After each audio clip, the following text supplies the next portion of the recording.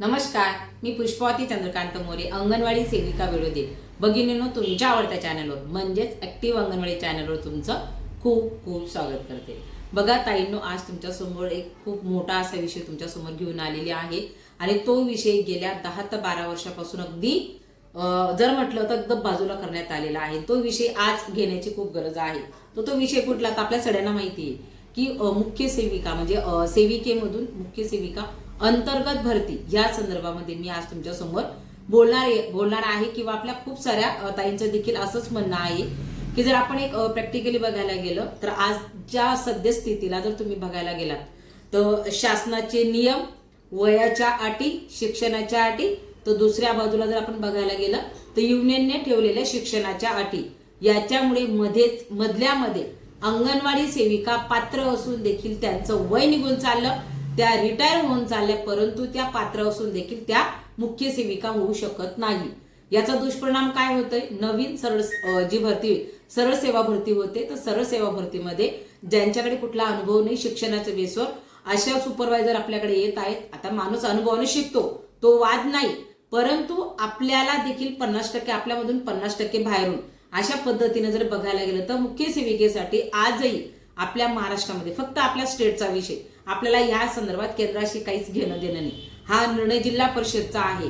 पण सद्यस्थितीला होतं काय की युनियनचं म्हणणं आहे की 10वी पासवर तुम्ही सुपरवायझरची भरती करा, पण त्याचा दुष्परिणाम काय होतोय एक लक्षात येतोय का की त्याच्यामुळे ज्या आपल्या महाराष्ट्रातील बऱ्याचशा सेविका ह्या ग्रॅज्युएशन झालेल्या आहेत, पोस्ट ग्रॅज्युएशन झालेल्या आहेत, त्यांच्याकडे अनुभव आहे, परंतु त्या कुठंतरी वयबाद होत आहेत, रिटायर होत आहेत, हा एक दुष्परिणाम होतोय।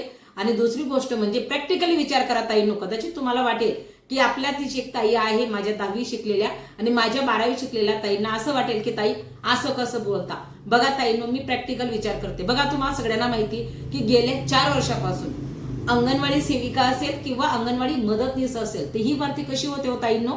ग्रॅज्युएशन झालेल्या, MCA झालेल्या, MCOM झालेल्या, डॉक्टरेट झालेल्या मुली सुद्धा मदतनीससाठी म्हणा सेविकेसाठी अप्लाय करत होत्या आणि त्यांचं काम झालेलं आहे।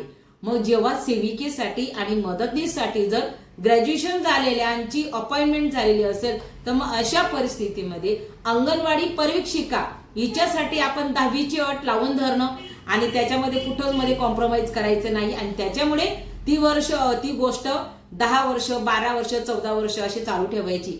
मग हे 10 ते 12 वर्ष ज्या पात्र सेविका आहेत त्यांची कोण भरून देणार? त्या खरोखर पात्र होत्या, त्यांच्याकडे शिक्षण होतं। तुमच्या समोर माझं स्वतःचं उदाहरण आहे, मला देखील 48 सुरू आहे, माझं जाऊ द्या, पण माझ्या अशा खूप साऱ्या भगिनी आहेत की ज्या गेल्या 10 ते 12 वर्षापासून त्या गोष्टीसाठी संघर्ष करतायत। मला आठवतं माझ्या माहितीनुसार की 2014 मध्ये अंतर्गत सुपरवायझर भरती जी झाली होती त्याच्यानंतर आपली कुठल्याही प्रकारची कुठल्याही जिल्ह्यामध्ये भरती निघाली असेल असं मला वाटत नाही। मग हा विषय बाजूलाच असतो, ह्या विषयाकडे कोण फिरून बघत नाही। बाहेरून येत आहेत नाही तर अनुकंपामधून सुपरवायझर येत आहेत। मग आपल्या सेविकांना का संधी मिळत नाही? मुळात आपल्या सेविकांना संधी जर मिळाली तर शासनाचा पण फायदा आहे आणि आपला देखील फायदा आहे। तो फायदा कसा? आपल्या सगळ्यांना माहिती आहे की आपण जे काम करतोय त्या कामाचा अनुभव आपल्याकडे हा आहे आणि सुपरविजन करत असताना त्या कामाचा अनुभव खूप कामात येणार आहे। सुपरवायझर म्हणजे सुपरविजन करायचंय तुम्हाला, 25 अंगणवाड्या असतील, 30 अंगणवाड्या असतील, म्हणजे एका बिटामध्ये जेवढ्या अंगणवाड्या येतात साधारणतः 25-26च्या वर अंगणवाड्या नसतात, या अंगणवाड्यांवर सुपरविजन करायचे। मग ते सुपरविजन करत असताना अंगणवाडीचं काम प्रॉपर, अंगणवाडी केंद्रामध्ये वजन कशा पद्धतीने घेतलं जातं, अंगणवाडी केंद्रामध्ये बालकांना कशा पद्धतीने आकारयुक्त अभ्यासक्रम दिला जातो, खूप अशा गोष्टी। आता मी एक सांगायला बसली तर याच्यामध्ये 1 तास चालला जाईल, पण आपला मुद्दा काय आहे? आपला मुद्दा हाच आहे की जर अंगणवाडी सेविकामधून जर सुपरवायझर भरती केली तर त्याचा फायदा शासनाला पण होणार आहे आणि त्याचा फायदा आपल्याला देखील होणार आहे। आपल्याच काही भगिनी आपल्यामधून जातील आणि आपल्याच भगिनींना त्यांच्याकडे चांगला अनुभव असेल, त्यांच्याकडे नॉलेज असेल आणि प्रॉपर शिक्षणवाल्यांचं काम होऊ द्या। त्याच्यासाठी आपण सगळ्या ज्या युनियन आहेत महाराष्ट्रातल्या तर यांनी एक व्हायला पाहिजे। 1751 युनियन आहेत पण एकही युनियन असं ठरवत नाही 10वी पासवर आणून बसलेत। अहो, जिथं सेविका मदतनीस 10वी पासवर होत नाही तिथं तुम्ही सुपरवायझर भरती कसं काय म्हणताय की 10वी पासवर व्हायला पाहिजे? मुळाच नाही। जर तुमच्याकडे पोस्ट ग्रॅज्युएशन झालेल्या तर सेविका भरपूर प्रमाणामध्ये उपलब्ध आहेत, तुमच्याकडे अनुभव आहे, तर मग यांना द्या, तुम्ही यांना द्या। आणि मुळात इंग्रजी सारखा विषय, जनरल नॉलेज असेल, ते गणित असेल, भूमिती असेल, या अशा पद्धतीचे पेपर, ऑनलाईन पेपर हे घेण्याची पण काय गरज आहे? तुम्हाला अंगणवाडीला धरून जे काम असेल, मग आता गणित येणं महत्वाचं आहे, इंग्रजी येणं महत्वाचं आहे. मग पोषण ट्रॅकवर काम करणारी अंगणवाडी सेविका, हिला इंग्रजी येत नाही का? तिला गणित येत नाही का? गणित जर आलं नसतं तर तिने अहवाल भरला नसता. मग तिच्याकडे प्रॉपर नॉलेज आहे. मग अशा पद्धतीच्या परीक्षा पण घेतल्या जातात. तर कशा पद्धतीने? अगदी चुकीच्या पद्धतीने परीक्षा घेतल्या जातात. युनियनने ह्या गोष्टीवर फोकस करावा की जी सेविका परिपूर्ण अंगणवाडीचं काम करते आणि तिला सुपरवायझर झाल्यानंतर देखील सुपरविजनचं काम करत असताना तिला अंगणवाडीचाच भार सांभाळायचा आहे किंवा अंगणवाडीवर सुपरविजन करायचंय. मग परीक्षा कशा संदर्भात व्हायला पाहिजे की आपलं जे काम प्रॉपर काम आहे त्या कामाला धरून आपली परीक्षा 100 मार्काची असू द्या, 200 मार्काची असू द्या, त्याला धरून होणं महत्वाचं आहे. काय असतं तर आपल्याला जनरल नॉलेज माहिती असणं महत्वाचं आहे. ते बघा, त्रिकोण, 4 कोण असतात, 5 कोण असतात, याची बेरीज केली का किती होईल, मग याच्या गाळलेल्या जागा याचं काय, हे अंगणवाडी सेविकेला काय, सुपरवायझर भरतीला हे काय कामाचे प्रश्न आहेत? ह्या गोष्टीवर आतापर्यंत कोणी उजाळा दिलेला नाही.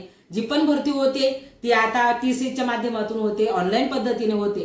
पण हे होत असताना ज्या खरोखर माझ्या गरजू महिला आहेत, ज्या खरोखर पात्र आहेत, ज्यांच्याकडे नॉलेज आहे, ज्या खरोखर परीक्षा काढू शकता, कारण की तुमचं जर ICDSचं काम आहे तर ती सोडून तुम्ही परीक्षा इतर गोष्टींची का घेता? या गोष्टीवर युनियनने उजाळा देणं महत्वाचं आहे. धरून बसले फक्त 2014 पासून की 10वी पासवर सुपरवायझर भरती करा, आणि इकडे शासनाने पण धरून ठेवलेला आहे की त्यांना ग्रॅज्युएशन पाहिजे, त्यांना 10 वर्षाचा अनुभव पाहिजे, आणि दुसरी गोष्ट म्हणजे 45च्या वयाची मर्यादा टाकली. असं थोडी असतं. मागे 55ची अट ठेवलेली ती शासनाने. कुठल्याही डिपार्टमेंटमध्ये जर गेलं तर कमीत कमी 1 दिवस जरी कामाला आपण प्रमोशनसाठी राहिलो तरी आपल्याला त्याच्यासाठी अधिकार असतो. मग आपल्याच बाबतीमध्ये असे नियम का बदल होतात?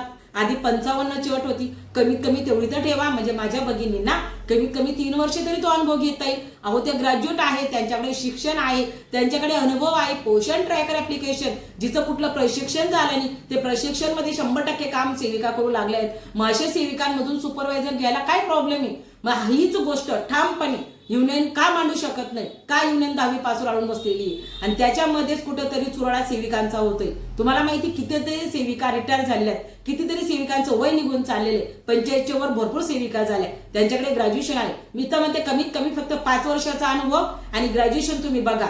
आणि माझ्या जवळच्या 2 सेविका आहेत, त्यांनी, तुम्ही म्हटलं 10वी 12वी पास, ताईंना तुम्हाला वाईट वाटत असेल की ताई असं कसं बोलता, तर माझ्या जवळच्या ताईंनी जे आपण मुक्त विद्यापीठचं म्हणतो, यशवंतराव चव्हाण मुक्त विद्यापीठ, त्याचं ग्रॅज्युएशन माझ्या जवळच्या अंगणवाडी सेविकांनी केलं, माझ्या बरोबर राहणाऱ्या माझ्या गावातल्या. तर ते ग्रॅज्युएशन तुमचं प्रमोशनला धरलं जातं. मग तुम्ही 10वी पासवर काढून बसल्यात. सगळ्याजण का निर्धार करत नाही की आपल्यातल्या काही ताई चांगलं शिक्षण झालेलं आहे, त्यांच्याकडे ग्रॅज्युएशन आहे, त्यांच्याकडे पोस्ट ग्रॅज्युएशन आहे, त्यांच्याकडे नॉलेज आहे, सगळं आहे, अनुभव आहे, ते कॉम्प्युटर चालू शकतात. कारण तुम्हाला माहिती का सुपरवायझरच्या भरतीसाठी एज्युकेशन का महत्वाचे? कारण की त्यांना पोषण ट्रॅकर ऍप्लिकेशन आपण काम करतो, त्यांना ऍप्लिकेशन पण आहे आणि त्यांना डॅशबोर्ड पण आहे, आणि ते डॅशबोर्ड सगळं इंग्रजीमधून आहे. मी सगळं डॅशबोर्ड पाहिलेलं आहे. आणि ते डॅशबोर्ड आपल्याला अपलोड करायला किंवा डॅशबोर्ड तुम्हाला चालवायला तेवढं नॉलेज असणं महत्वाचे. त्याच्यामुळेच ग्रॅज्युएशनची जटची असताना ठेवलेली, त्या मताशी फक्त मी सहमत आहे. परंतु त्यांनी जी वयाची अट ठेवलेली आहे किंवा त्यांनी अनुभवाची जी अट ठेवलेली ती चुकीची आहे का? कमीत कमी 5 वर्ष अनुभव. जर तुम्हाला अंगणवाडीचा 5 वर्षाचा जर अनुभव येत असेल तर 5 वर्षाच्या अनुभवामध्ये अंगणवाडी सेविका परिपूर्ण शिकून जाते, तिला सगळ्या गोष्टी येऊ शकतात. मग त्यांनी कमीत कमी युनियननी ही गोष्ट धरून राखायला पाहिजे. आणि आता तरी 25 तारखेला जी मीटिंग झाली त्याच्यामध्ये देखील हा विषय घ्यायला पाहिजे होता. तर ताईंनो, मला असं वाटतं की माझ्या सकट माझ्या खूप साऱ्या ताईंचं नुकसान होत आहे आणि ते नुकसान होऊ नये असं जर आपल्या सगळ्यांना वाटत असेल तर ताईंनो ह्या वेळेला जास्तीत जास्त शेअर करा आणि आपलं मत युनियन पर्यंत मांडण्याचा प्रयत्न. सुपरवायझर व्हावेत म्हणून सुपरवायझरचे महाराष्ट्रामध्ये ग्रुप झाले, खूप साऱ्या गोष्टी होत आहेत. त्यांनी प्रामुख्याने त्या गोष्टीला भर दिला पाहिजे. सगळ्या युनियन महाराष्ट्रातल्या एकूण ठामपणे आपण सगळ्यांनी एकजूट करायला पाहिजे आणि या विषयावर आपण उजाळा देणं महत्वाचं आहे. मला असं वाटतं की 5 वर्षाचा अनुभव, ग्रॅज्युएशन असेल तर अशा सगळ्या ताईंना आपण सुपरवायझर भरतीसाठी क्वालिफाय धरलं पाहिजे. आणि मुळात परीक्षा ही आपल्या अंगणवाडीला धरून असणं महत्वाचं आहे. तिला ऑनलाईन करायची गरज नाही. ऑनलाईन तेवढी ऑनलाईन कामं करत आहोत, पण प्रश्न मात्र अंगणवाडीला धरून असावेत, इतर प्रश्नांची गरज नाही, असं माझं स्वतःचं मत आहे. ताईनो, तुम्हाला काय वाटतं? जास्तीत जास्त हा व्हिडिओ शेअर करा, कारण की या काय होणार आहे की आपल्या सगळ्यांचं एकमत होणं या गोष्टीसाठी आणि आपल्या ज्या भगिनी पात्र आहेत तर त्यांना त्याचा लाभ भेटावा अशी माझी मनापासून इच्छा आहे. म्हणून ताईंनो, तुम्ही हा जर व्हिडिओ बघत असाल तर नक्कीच तुम्ही कुठून बघत आहात त्याच्यानंतर तुमचं राज्य जिल्हा कुठला हे पण टाका, गावाचं नाव टाका, तालुका टाका आणि आपल्या इतर ताईंना पण हा व्हिडिओ पाठवा. एवढीच तुम्हाला आजच्या व्हिडिओच्या माध्यमातून विनंती करते. आजच्या व्हिडिओपुरतं एवढंच. धन्यवाद.